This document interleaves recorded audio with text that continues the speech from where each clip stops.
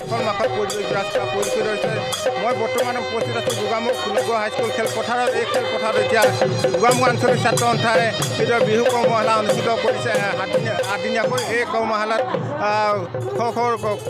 যুৱক যুৱতীসকলে নাচ গান নাচনত ব্যস্ত হৈ পৰা পৰিলক্ষিত। মই উদযাপন সমিতিৰ বিষয় আছে, মই তেওঁৰ পৰা জানিব বিচাৰিম যিহেতু 8 দিনীয়াকৈ আপোনালোকে প্ৰশিক্ষণ অনুষ্ঠিত কৰিছে, যিহেতু তেওঁলোকক প্ৰশিক্ষণ দি তেওঁলোকক যি ভংগীমা প্ৰশিক্ষণ দিয়ে আপোনালোকক এই কৰিবলৈ বিচাৰিছে।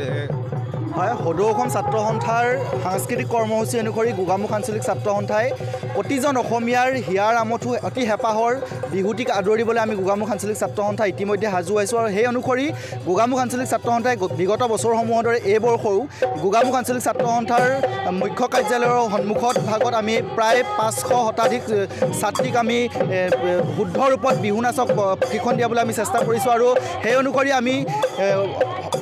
আমি অভিজ্ঞ বিহুৱতীসকলক লতাশিল 2019 বৰ্ষৰ বিহু সম্ৰাজ্ঞী নীলম দোলা কখুৰীয়া বাইদেউ, DY 365ৰ ফাইনেলিষ্ট 2017-18 বৰ্ষৰ পল্লৱী বৰা বাইদেউক আমি নিমন্ত্ৰণ কৰি আনি গোগামুখ অঞ্চলৰ ছাত্ৰীসকলক আমাৰ অতি হেঁপাহৰ বিহুটোক যাতে শুদ্ধ ৰূপত উপস্থাপন কৰি নৱপ্ৰজন্মৰ মাজত বিলাই দিব পাৰোঁ, সেই অনুসৰি আমি 8 দিনীয়া কাৰ্যসূচী এই বিহু নাচ কৰ্মশালা অনুষ্ঠিত কৰিছোঁ। ক'ব লাগিব যিহেতু প্ৰশিক্ষাৰ্থীসকলে অসমৰ খ্যাতিসম্পন্ন প্ৰশিক্ষণ দিয়া হৈছে, মই সহযোগী মই দেখাবলৈ অনুৰোধ জনাইছোঁ। এইটো বিহু মাজলৈ লৈ যাব বিচাৰিছোঁ।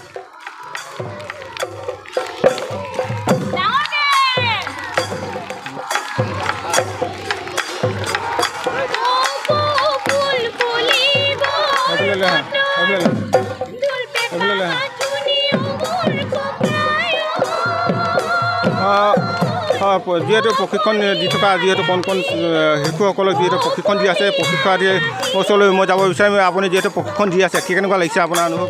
হয়, ভাল লাগিছে, বহুত ভাল লাগিছে। গোগামুখত এইবছৰ সৈতে 3 বছৰ হৈছে। প্ৰতি বছৰে গোগামুখ আঞ্চলিক ছাত্ৰ সন্থাই যি পদক্ষেপ লৈছে কৰ্মশালা দিয়া,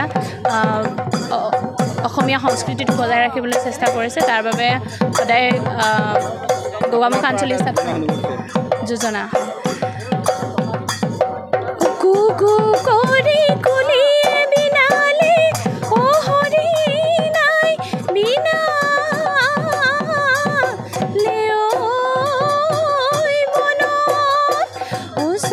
সনক কৰি ভাগে